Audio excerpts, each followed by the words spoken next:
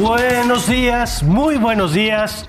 Bienvenidos a la Agenda Pública. Yo soy Mario Campos y con todo y gripa le doy la bienvenida en este domingo 15 de diciembre de 2024, en un programa muy especial porque es el último programa de la Agenda Pública. Ya le platicaremos por qué, pero bueno, con el gusto de estar como siempre y con la gratitud de haber estado aquí tantos años compartiendo la información con usted y con toda nuestra mesa que nos ha acompañado, como mi querido Claudio Flores. ¿Cómo estás, Claudio? Muy contento de estar aquí en la mesa y sí, con este sentimiento de cierre de ciclo de la Agenda Pública, que ha sido un espacio, diría yo, privilegiado para poder hacer análisis en esta casa con absoluta libertad, querido Mario. Ya platicaremos un poquito. Obviamente nos vamos a dar cariñito aquí entre nosotros a lo largo del programa, pero agradecidos como siempre con Maite Azuela. ¿Cómo estás, querida Maite? Yo también contenta, Mario, de haberme incorporado en estas últimas sesiones con ustedes, pero bueno, me siento parte del equipo y bueno, esperanzada de que vengan cosas nuevas. Creo que hay que apostarle a eso. Eso, yo creo que sí. Y bueno, no sé si ya tenemos a Javier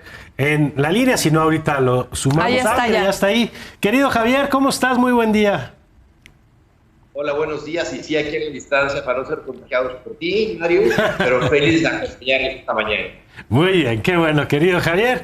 Bueno, y arrancamos, a ver, Claudio, el tema con el que decidimos un poco hacer el cierre es la relación con Estados Unidos, que todo apunta, pues va a ser uno de los factores quizá más disruptivos.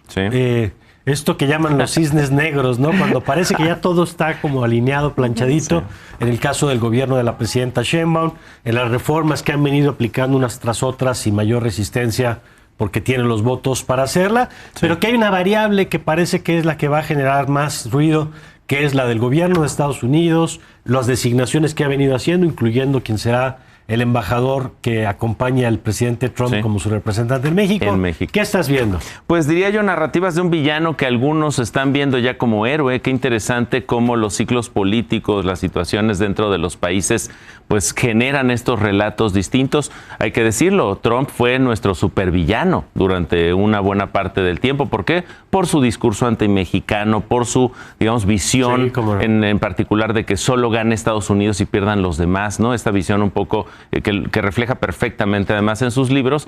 Y diría yo, y aquí estoy retomando un artículo de nuestro querido Leopoldo Gómez, que lo publicó por ahí en El Financiero, que se llama Trump de villano a héroe, porque básicamente el fenómeno que estamos viendo es que hay cierto segmento en México que está viendo a Trump con otros ojos, con los ojos de que pueda ser quizá el último bastión de resistencia en defensa de las instituciones y de la democracia mexicana. ¿De dónde viene esta lectura que está desesperanza, teniendo? Y de la desesperación, diría también, ¿no? Claro. Desesperanza y desesperación de ver en Trump a alguien que pueda defender, digamos, estos elementos. Y hay que decirlo, pues las señales no son precisamente de defensa. Vemos un gabinete claramente antimexicano, con unos perfiles, a mí me llama mucho la atención el perfil de Linda McMahon, la secretaria de Educación, de evidentemente Vance, pero también de Marco Rubio como secretario de Estado y particularmente Ron Johnson, diríamos uno de los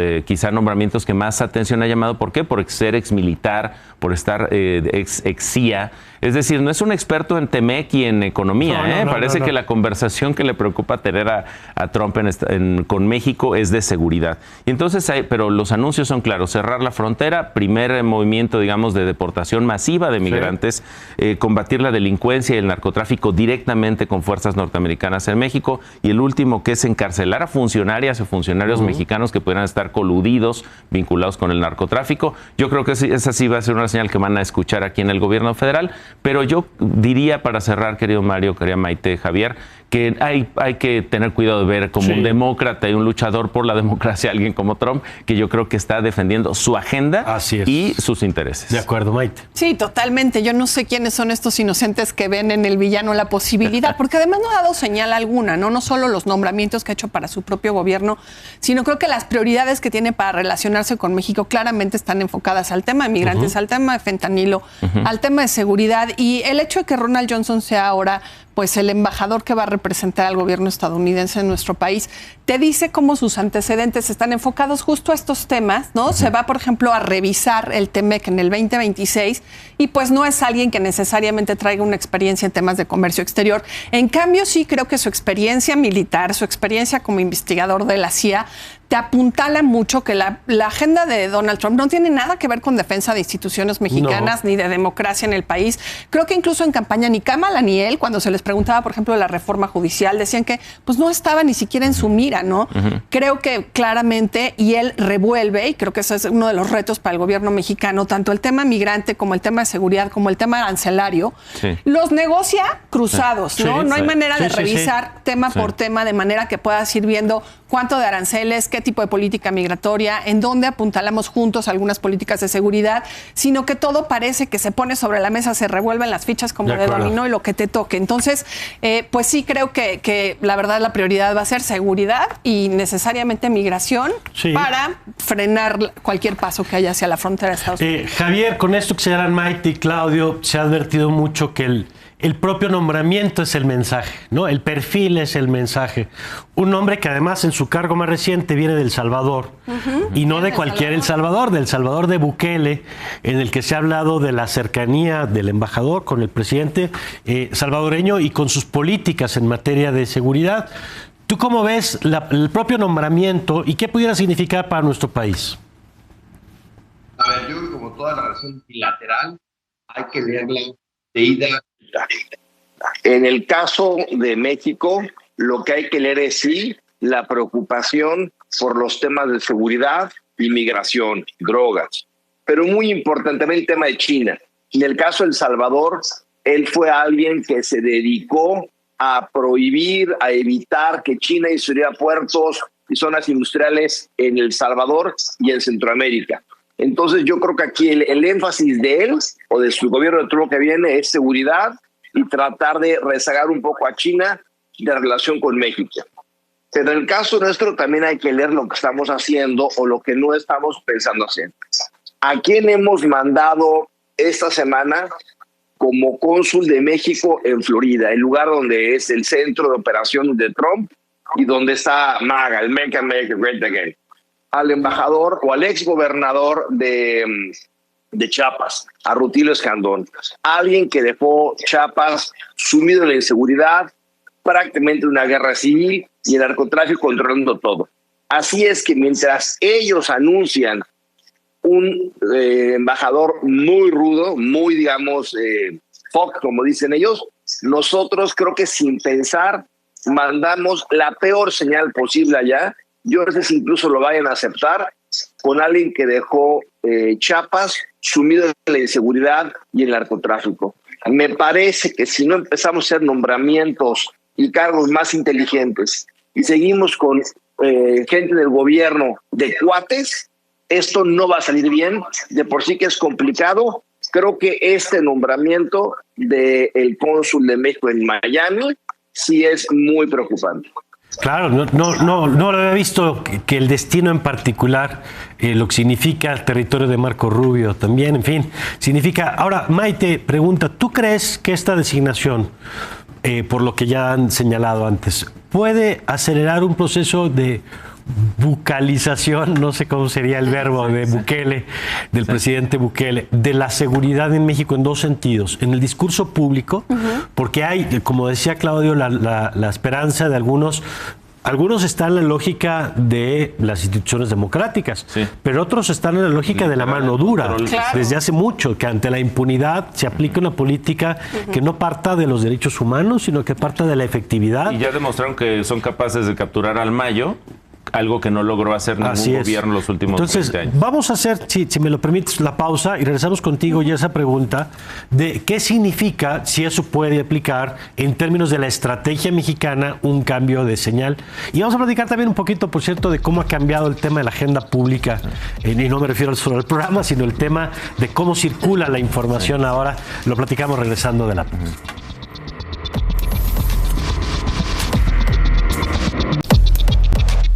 Ya estamos de vuelta y nos quedamos contigo, Maite. Y esto de si la llegada de este embajador puede implicar un endurecimiento, un cambio en la política de seguridad y de derechos humanos en México. Creo que no nos puede quedar la menor duda, Mario. Cuando apelábamos a que la estrategia militar, tanto en la política de seguridad nacional como a veces en las fronteras, normalmente lo que hace es ocasionar más violencia, creo que eso se demostró en el sexenio anterior y en los dos previos, ¿no? Pero el anterior es una marca definitiva de cómo cuando tú colocas al ejército como quien va a hacerse cargo de la seguridad, normalmente, por lo menos al inicio, la violencia crece en esos espacios, ¿no? Ahorita vemos cómo hay 5 municipios en los que está concentrada la violencia, 5 en donde el 18% de los homicidios están concentrados, y creo que eso también te habla de cómo esta posición militar a nivel nacional te lo ha incrementado. La política estadounidense, incluso Trump lo avisó y creo que bajo advertencia no hay engaño, es que ellos están dispuestos a intervenir incluso en las fronteras cuando sea necesario. Y yo sí creo que este enfoque militar puede ser cuidadoso, puede ser estratégico, pero sabemos que muchas veces pues ellos están entrenados más bien pues para términos bélicos, no para términos de detenciones cuidadosas ni de prevención de que se afecte algún derecho humano de niñas, niños, menores, mujeres. Entonces, pues sí, definitivamente creo que los incentivos para los migrantes centroamericanos de no acercarse a México ya están ahí advertidos, pero además los incentivos para los connacionales creo que también tienen que estar bien puestos en marcha, y pues muchas preocupaciones de nuestros paisanos allá que saben que pueden ser deportados en cualquier momento. Mano dura, definitivamente. En temas de seguridad y en temas migratorios. Y creo que en México el gobierno no está preparado para la ola que se viene de deportaciones masivas en primer lugar, y para saber cómo atender a estas personas, por lo menos en la temporalidad en que los mandas a su destino original, o a los nacionales los reubicas porque fueron expulsados o por violencia, por ejemplo, ¿no? En Chiapas son desplazamientos internos. Que no responden a una dinámica inmediata de reubicación, ¿no? Así es, y que no basta con que lo mandes a su lugar, porque de ahí viene justamente huyendo por el tema de violencia. Pero cambiamos un poquito el tema, querido Claudio, y lo platicamos antes de empezar el programa, que ha sido interesante ver la manera en que circula hoy la información. Pues digo, evidentemente en un espacio como este hemos tenido oportunidad de atestiguar su cambio. Así es, yo hace pues algunos años me tocó entrar aquí en la agenda pública cuando estaba todavía el maestro José Carreño Carlón. Que le mandamos un gran abrazo gran saludo a él y a Gaby Barkentin. A Gabriela Barkentin, que también fue titular de este espacio. Y me acuerdo que en aquellas épocas hacíamos un tema de recordación de noticias y buscábamos qué noticias de la agenda nacional o internacional, digamos, se quedaban en la mente de las audiencias. Que si hoy hiciéramos ese estudio nos hubiéramos dado cuenta con mucha, precisión de los cambios en estas dinámicas del ecosistema de comunicación, de la transformación que hay en torno a las agendas nacionales, etcétera. Y diría yo que hemos visto 3 grandes fenómenos. Uno, en estos años, una hiperdigitalización. Ya las noticias, todo circula en ecosistemas y plataformas digitales y nos llega de esa forma. Segundo, una aceleración de la circulación de noticias. Es interesante cómo en aquel momento, hace una década, Mario, pues una nota podía durar 2, 3 semanas. Hoy no dura ni 2, 3 horas. ¿No? Entonces, cómo se aceleró la dinámica. El ciclo de vida de las noticias se acortó. Se volvió más como el pescado, ¿no? Rápidamente se echa a perder. 5 minutos. Y en la última, la atención de las audiencias. Y ahí, querido Mario, pues tu libro de Batalla por la Atención nos lo ha explicado con mucha contundencia. Le dedicamos muy poca atención hoy a todo, ¿no? Tenemos una atención, digamos, muy fugaz, muy rotativa, muy dinámica, y en ese sentido, pues también todo eso ha afectado la manera en que se construye una agenda pública. Y yo simplemente me despido, digamos, agradeciendo a Televisa, mi casa, que ha sido un espacio donde se me ha permitido opinar con absoluta libertad. Nunca he recibido una indicación, una señal, una recomendación, y creo que se nota en mis participaciones. Segundo, agradecerte a ti, Mario, y a todo el gran equipo, a Javier, Maite, pero también está Meshulam, Marta Lamas, Mauricio Merino, bueno, nuestros compañeros y compañeras aquí en la agenda pública, que hacen un espacio que yo he disfrutado muchísimo, que me ha gustado mucho, y estoy seguro que veremos nuevas cosas hacia el futuro. Sí, y gracias, querido Claudio. Y Javier, este tema, tú eres un observador también de los temas de comunicación desde tu campo, que es interesante siempre desde la perspectiva del derecho, la capacidad de poner un tema en la conversación pública, la forma, por ejemplo, en que los actores políticos reaccionan a la información periodística. Es interesante que antes, si salía de pronto una columna, una portada de periódico, la clase política reaccionaba a eso. Y hoy un poco el sello de los tiempos, porque ni siquiera es el sello de la administración, global, diría el yo, sello de los tiempos es que la conversación pública a veces pasa más a ratos por las redes, a ratos por el discurso de los propios gobiernos, que son quienes van poniendo los temas de conversación, polarizando o movilizando la opinión pública. ¿Cómo has visto este tema, que también ha sido uno de los que tú has analizado en tu carrera? Mira, yo creo que aquí lo que estás viendo tú es una lucha por el control de las narrativas. No siempre, o más bien ya en muchos casos, la información que circula es información no exacta o falsa. Y creo que actores privados y políticos luego han avanzado mucho en dar información falsa. Aquí es clave en dónde te informas. El IFETEL, el regulador de las telecomunicaciones en México, sacó la encuesta de consumo audiovisual este pasado lunes, y básicamente lo que te dice es que la mayor gente en México tiene televisión y se informan en televisión, ya sea a partir de la televisión abierta o restringida. Sigue siendo de calle el principal medio de información. Particularmente es un gran cambio. Lo que más se ve ya en televisión son los informativos. Y curiosamente, este canal, Foro TV, está rankeado como el informativo número 1 en el país. Entonces, muy interesante. Yo lo que te diría es, si ves lo que hoy se publica en el Wall Street Journal, esto que estamos viendo de cómo la gente se informa en México en televisión también pasa en Estados Unidos, pero los cambios electorales allá cambian las audiencias a dónde se van. El canal Fox News que más impulsó a Donald Trump en Estados Unidos es el canal número 1 ya de noticias en aquel país. Wow. Y a la inversa, los canales más críticos a Trump, particularmente CNN y MSNBC, son los que más caen en audiencia han tenido. Entonces, pues bueno, te deja ver cómo también allá la televisión es lo más usado, pero que también la gente quiere ver o sintonizar los canales con el que se siente el ganador, porque estar con el ganador, aparte de que te da la sensación de triunfo también, te da información, acceso de primicias que no tiene el resto de los canales. Mira, muy interesante la televisión. Muy interesantes estos datos, Javier. Y Maite, tú eres politóloga y has visto también estos cambios en la forma en la que circula la información. Tú has hecho, por ejemplo, mucho activismo y seguramente has sido testigo de cómo ha ido cambiando también esto, ¿no? Claro. Cómo formas de comunicación, los desplegados, que eran como... Claro, ya no existen. Claro, era, vamos a juntar firmas para fijar un pronunciamiento.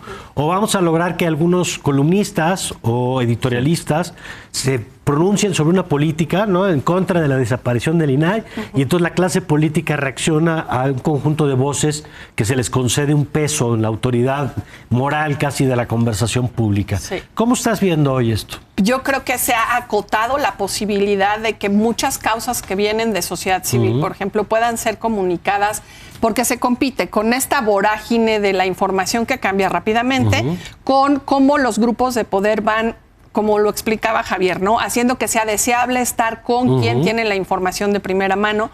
Y creo que una tercera cosa, y que no hay que negarla, tiene que ver con cómo se ha polarizado la narrativa. Es decir, no solo las formas en las que se transmite la comunicación, sino los contenidos, de cómo se genera y se sustenta, porque se han creado, ¿no?, sobre todo desde las figuras populistas, estos enemigos públicos en donde o estás de un lado o estás del otro. Entonces, la dificultad de tener matices narrativos, de tener causas en donde no importa si estás con un gobierno o contra el gobierno, si estás con un político o contra el político, sino si estás por la causa, se ha desvanecido. Y yo creo que también es un reto importante para los comunicadores, para los analistas, para quienes impulsamos causas, ver cómo esos espacios se vuelven a abrir, porque lo que importa son los temas, no nada más las personas o los políticos que impulsan uno u otro para su interés partidista o particular, ¿no? Entonces creo que eso es clave. Pues muy interesante esto que señalas, Maite. Querido Javier, nos vamos. Muchas gracias por todo y como siempre. Gracias, hasta la próxima. Gracias, Javier. Gracias, querido Claudio. Muchas gracias, un placer y un honor haber sido parte de este gran equipo. Muchas gracias, Claudio. Maite, sí, querida. yo también. Un abrazo enorme al equipo y un agradecimiento igualmente a Televisa Foro TV y a ustedes que, bueno, me encariñé muchísimo. Querida Maite. Gracias. Nosotros vamos a una pausa y regresamos con el doctor Mauricio Mechulam, que ya está aquí listo para saltar a escena. Ya volvemos.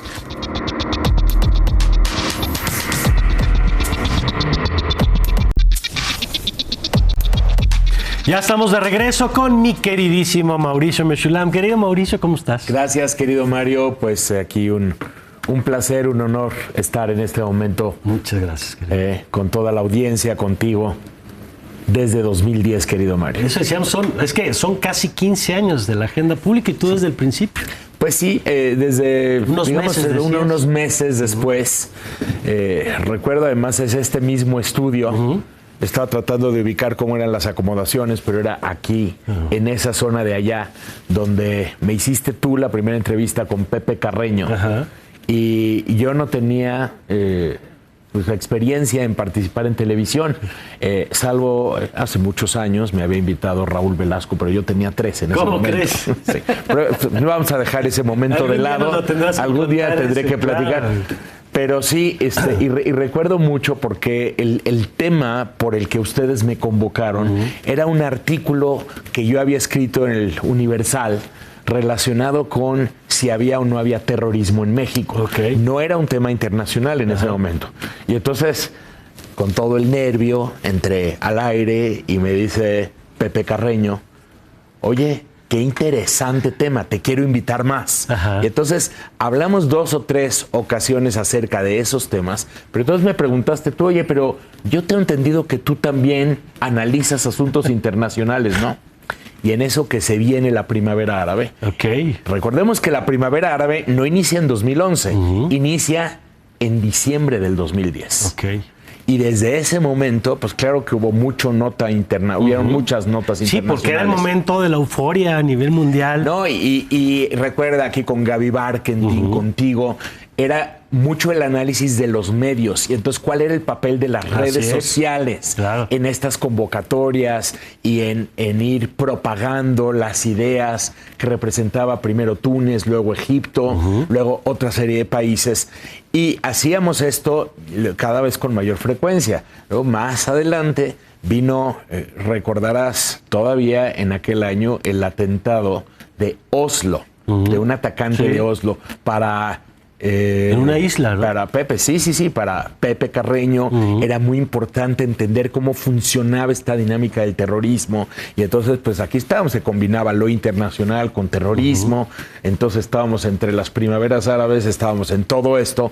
Y luego la agenda fue cambiando, ¿no? O sea, allá hablábamos de Ucrania, hablábamos de Venezuela en los años siguientes, hablábamos de esta intervención rusa sobre Crimea. Y luego... Que ahí hablamos que ya 2014, por ahí. Claro, era 2014. Y luego, pues sí, también Siria, cómo se venía complicando. Y ahora mismo cómo Siria regresa a la agenda, ¿no? Pero cómo se venía complicando Siria. Y luego el papel de ISIS o Estado Islámico y los atentados terroristas en toda clase de países. Obviamente en Europa, donde más llamaban la atención, pero también en muchas otras partes. Y luego cómo fueron pasando los años y la agenda se empieza a tornar, la agenda pública, en lo internacional, se empieza a tornar menos desde el mundo del terrorismo, Siria, Medio Oriente, y más hacia el tema de China, más hacia el tema de Rusia, y cómo los temas, o sea, la agenda empieza a evolucionar, y nosotros pues veníamos narrando todo esto. 2016, elecciones en Estados Unidos, Donald Trump y todo lo que Donald Trump implicó. La primera temporada de Donald Trump. Y luego estábamos también nosotros pues ya en distintos horarios, ¿no? Me acuerdo mucho que esa primera época en que estábamos en la mañana era Donald Trump y Donald Trump y Donald Trump y Donald Trump secuestrando la agenda. Nada más para que... No sé si vienes del futuro o del pasado esto que estás diciendo. Como me vi, te veré, ¿no? Algo así. O sea, cómo secuestró la agenda y aquí pues teníamos que hablar de todas las implicaciones de Donald Trump en lo internacional y por supuesto con México.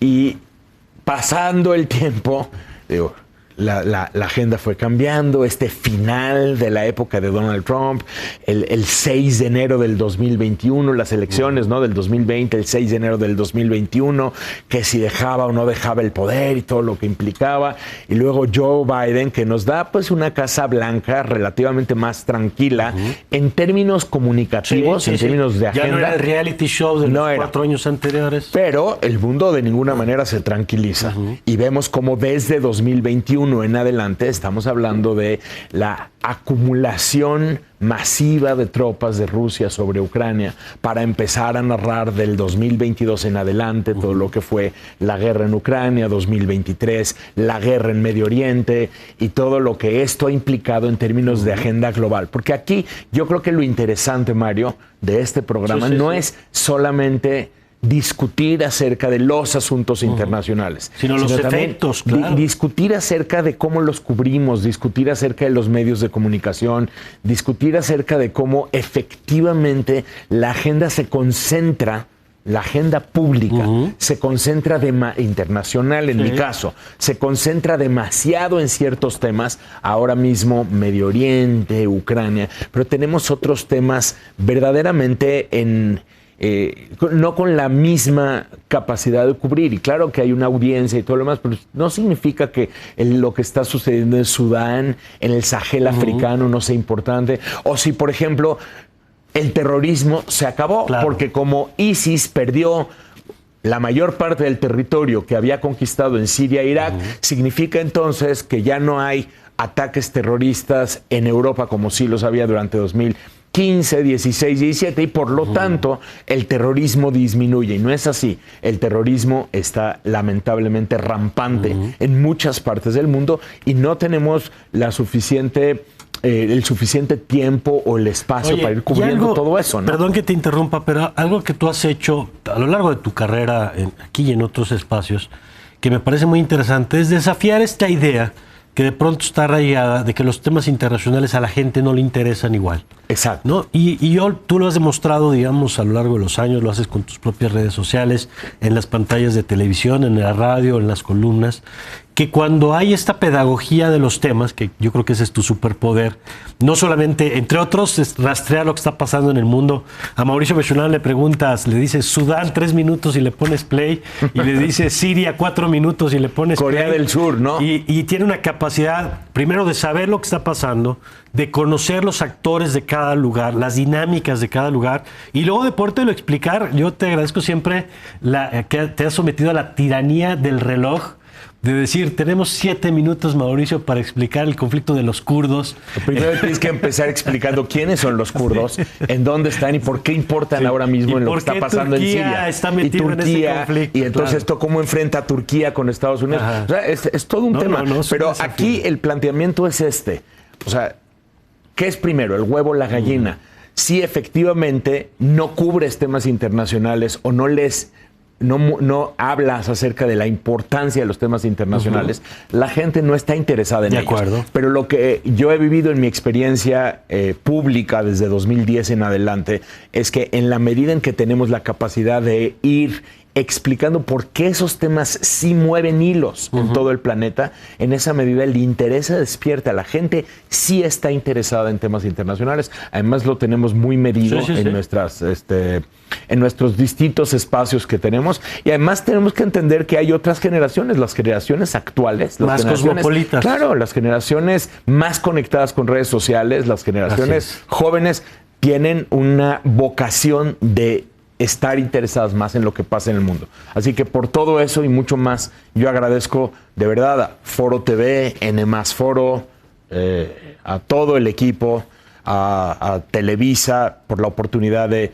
haber estado con ustedes durante todos estos años, a todo el equipo que organiza, a todo el equipo que mueve, a todas las cámaras, a toda la producción, a toda la gente que ha movido este programa a lo largo de tantos años. De verdad, muchísimas gracias por el honor de haberme permitido estar con ustedes. No, hombre, el privilegio, Mauricio, de compartir el espacio contigo a lo largo de tantos años. Sé que seguiremos viendo. Seguimos acá, en la pantalla, seguimos siendo de casa Foro, así es. Seguiremos en N+ Foro, en la hora en de otros opinar, espacios, y en otros espacios, en la hora de opinar, en otros espacios, por supuesto.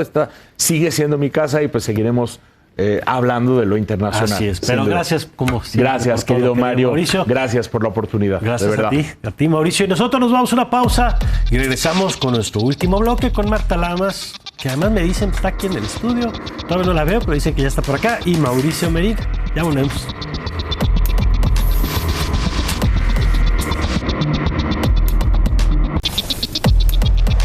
Ya estamos de regreso y en un regalo inesperado de la vida, diría yo, Marta Lamas en 3D. Querida Marta, qué gusto tenerte aquí. Qué gusto.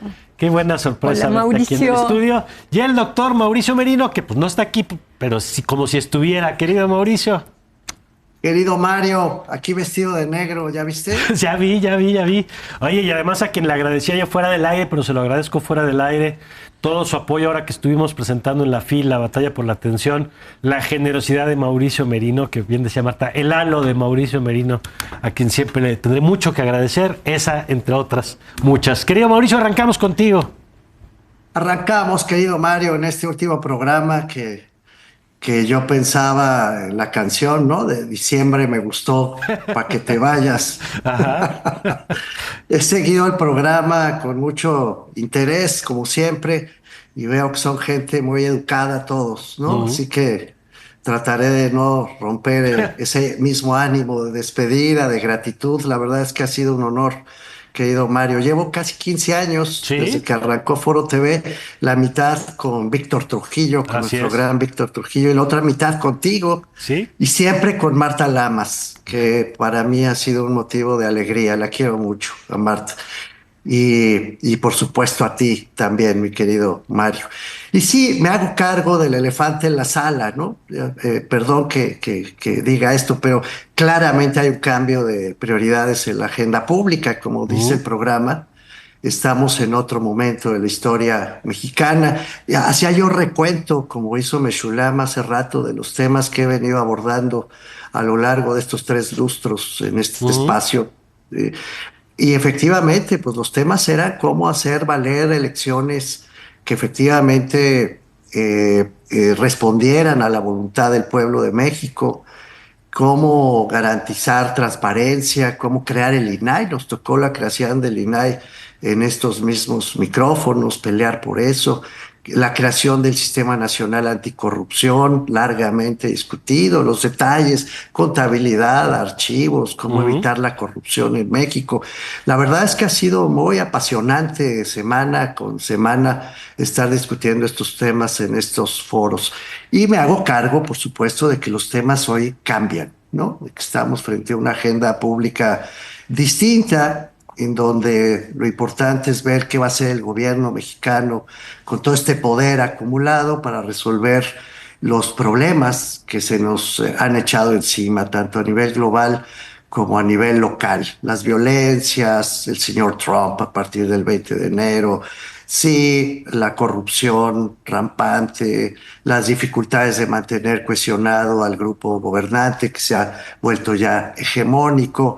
Hay muchos temas nuevos, querido Mario, en la agenda pública que ya no corresponden con ese pasado que nos tocó acompañar. Y sin embargo, pues seguiremos hablando de los mismos temas en todos los espacios que se abran, seguiremos creyendo lo mismo. Y cierro con algo. Yo me acuerdo que cuando nos invitó Víctor Trujillo, me desmentirá Marta o confirmará, cuando Víctor Trujillo nos invitó a la creación de Foro TV, nos invitó juntos, Marta, ¿te acuerdas? Y entonces Marta, que siempre tuvo una relación muy cercana con Carlos Monsiváis, recuerdo que le preguntó a Carlos, yo estaba titubeante, les digo la verdad, decía, ¿cómo Televisa? ¿No? Con el diablo mismo, no hay que meterse.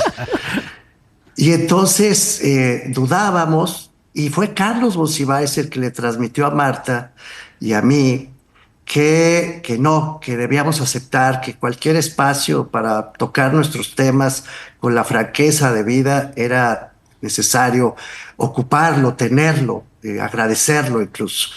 Y nos anticipaba Carlos en esa conversación, Marta, tú la recordarás, dijo, van a durar 3 meses, pero van a valer la pena. Ajá. Fueron 15 años. 15 años. Han valido la pena. Y en ningún momento por lo menos en mi caso, sé que en Marta tampoco, he dejado de decir lo que pienso, he dejado de ser crítico, Así es. He dejado de poner la pica en Flandes. Así lo voy a seguir haciendo, querido Mario, en todos los espacios que se abran a partir de ahora. Gracias, Mario, gracias a Foro TV y pues a lo que sigue. Han decidido cerrar esto, creo que es un error, perdón, yo sí lo digo, es un error. Mario Campos y su agenda pública son muy importantes, lo confirman los datos de IFETEL que ya se citaban hace un momento, pero pues así es la vida política de este país. Pues sí. Y vamos a seguir combatiéndolo. Gracias, querido Mauricio. Oye, y me preguntabas, ¿cuántos años llevamos juntos? Y la verdad es que me sorprendió ver 8 años. Y además fue muy interesante porque busqué el WhatsApp, dije, pues a lo mejor ahí encuentro cuando empezamos. Y el primer mensaje que tengo es, doctor Medino, ¿le queda que comamos en este lugar? Hace 8 años. Y yo debo decir que yo estaba muy intimidado por sentarme con Rafael Cardona, con Mauricio Merino, y a la que más miedo le tenía era Marta Lamas. Y nos fuimos a tomar un café. Y la primera vez que platicamos, yo decía, es que estoy seguro que voy a decir una barbaridad. Y Marta me lo ve con cara de, ¿y quién es y por qué me lo están poniendo aquí? Porque fue una transición interesante, ¿no? Del tiempo que habían estado ustedes con Víctor. Sale Víctor, entro yo y entonces ustedes se incorporan, digamos, a la agenda, yo me incorporo al horario. Y bueno, pues míranos aquí 8 años después, querida Marta. 8 años después. Y fíjate que comparto todo lo que dijo Mauricio, cierto, que nos tocó siempre estar juntos. Uh-huh. Y cierto esto que decía Monsiváis, realmente para mí Foro TV, primero con Víctor y ahora contigo, ha sido como lanzarme a un público que está repartido en todo el país, en lugares de repente perdidos. Me acuerdo mucho de una amiga que tengo, que tiene un hijo biólogo que va a comunidades perdidas y que me decía que se veía el programa en la televisión, un grupo de personas se juntaban a ver Foro TV, ¿no? Entonces, sí ha sido, además, digamos, yo a veces me siento como la excepción que confirma la regla en muchas cosas. El feminismo, digamos, no tiene muchos espacios de esta dimensión. Y para mí, el traer mi micropolítica, mis libros, mis recomendaciones. Por cierto, te traigo un libro, porque a mí sí me afectó mucho el que se cierre esto, me puse muy triste. Y hay un filósofo sudcoreano como esta escritora que acaba de ganar el Nobel, Han, ¿no? Y él también es Byung-Chul Han, que se ha hecho famoso. Él estudió en Alemania, es un filósofo, escribe en alemán, y tiene 1000 libritos. Y uno de sus últimos libros se llama El espíritu de la esperanza. Y el espíritu de la esperanza dice que de la desesperación más profunda nace también la esperanza más íntima. La esperanza nos abre tiempos futuros y espacios inéditos en los que entramos soñando. Entonces, bueno, yo me puse a soñar y dije, ojalá y Otoniel esté escuchando nuestros sueños, ¿verdad?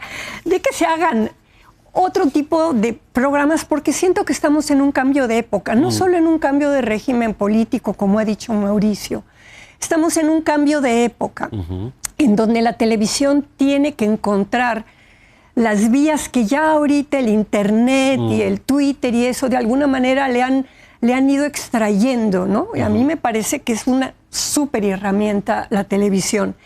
Y quiero terminar antes de darte el librito, que por cierto es un libro bastante denso, el título es precioso, El espíritu de la esperanza, pero te chuta todos, que si Heidegger, que si Kant, que si... Pero tiene de repente algunas frases que valen la pena. Mira, quien tiene esperanza obra con audacia y no se deja confundir por los rigores y las crudezas de la vida.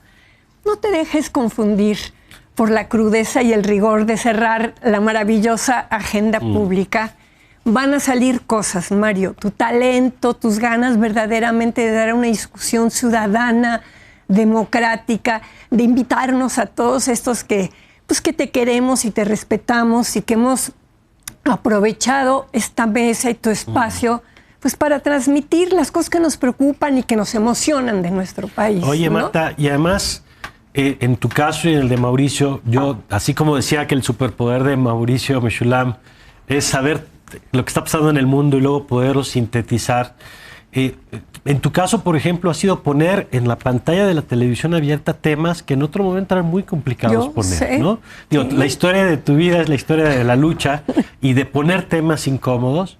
Y aquí sistemáticamente, y siempre hemos recibido comentarios de quien le encantan los temas, quien le incomoda los temas, pero que se han puesto en la mesa de la agenda pública, de la conversación pública. Claro, es que de eso va la democracia, como dice Mauricio Merino, del pluralismo y del diálogo.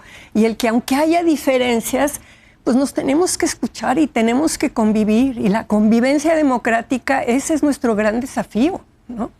Y Agenda Pública en ese sentido ha sido una gran aportación. Y yo estoy segura que Otoniel y que los demás cabezas ejecutivas de Televisa también van a aprender de esta experiencia y van a buscar una nueva forma de debatir democráticamente. Estoy seguro que así será. Y será, Mauricio, que sigamos escuchándote a ti, viendo a Marta, viendo sus temas, que además, Mauricio, la capacidad también de renovar esa agenda, porque decías ahorita temas de transparencia, rendición de cuentas, pero las últimas semanas aquí traías al espacio derechos de trabajadores de aplicaciones, por poner solo un ejemplo muy concreto de cómo esa agenda también se va renovando, ¿no? Así es, querido Mario. Vamos a seguir quizá más cerca de la micropolítica, como dice Marta, porque hay que volver a las causas básicas y no perder de vista la esperanza. Me encanta lo que dice Marta. Sí. Pues muy bien, pues gracias, Mauricio. Gracias, querida Marta. Gracias además por el detallazo de estar aquí en persona. Y mira, pues yo quiero despedirme. Primero agradecer, obviamente hay tristeza de cerrar un ciclo, pero sobre todo mucha gratitud. ¿Cómo no voy a estar agradecido de trabajar gente como Marta, como Mauricio, como Claudio, como Javier, como Meshulam, como Maite, como todos los que han estado acá? Quiero agradecer, por supuesto, a la producción, que usted no los ve, pero aquí en el piso, a Giovanna Nieto, por supuesto, mi coordinadora de invitados de todos estos años, quien siempre se encargó de que todo funcionara bien, a la gente en cabina, que muchas veces ni siquiera quienes estamos al aire los vemos, pero sin su trabajo pues no estaríamos aquí conectados y platicando como lo hacemos, al equipo de maquillaje siempre de primer nivel. Siempre lo he dicho, Foro TV, Televisa, Televisa Univisión, es una empresa donde todo funciona. Agradecer a los directivos, por supuesto, a Otoniel Ochoa por la libertad y la confianza, porque yo siempre he tenido claro que quienes estamos aquí no somos dueños del espacio, sino que nos confieren una confianza y una responsabilidad y te dejan hacer con él pues lo que tú creas que tienes que hacer con él, y siempre lo he podido hacer con absoluta libertad. A José Carreño, a Gaby Barkentin, a todos los que han pasado por esta pantalla y por estas sillas como invitadas, como invitados a lo largo de estos casi 15 años. Y sobre todo gracias a usted, que en todos los formatos, porque pasamos creo que por todos los horarios, 7 de la mañana, 7 de la noche, fines de semana, entre semana, diario, una vez a la semana, en todos los horarios posibles, con diferentes cambios de formato, hablando muchas veces de los medios de comunicación, de la agenda política, de estos temas, y siempre con el privilegio de compartirlo desde esta enorme y extraordinaria plataforma, a quien siempre estaré agradecido. Yo soy Mario Campos y le deseo, como siempre, que tenga usted un magnífico fin de semana y unas magníficas, pero magníficas fiestas. Muchas gracias.